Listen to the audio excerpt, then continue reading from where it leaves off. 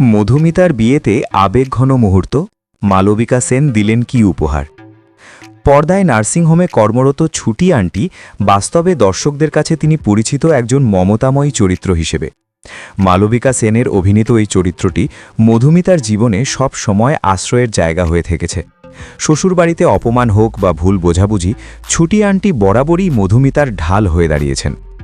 এই সম্পর্ক শুধু ধারাবাহিকের গল্পেই সীমাবদ্ধ থাকেনি, তার প্রতিফলন দেখা গেল মধুমিতার বিয়ের দিনেও।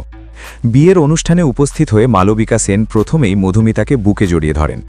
আবেগে ভেসে গিয়ে কপালে চুমু দিয়ে আশীর্বাদ করেন নতুন জীবনের পথে।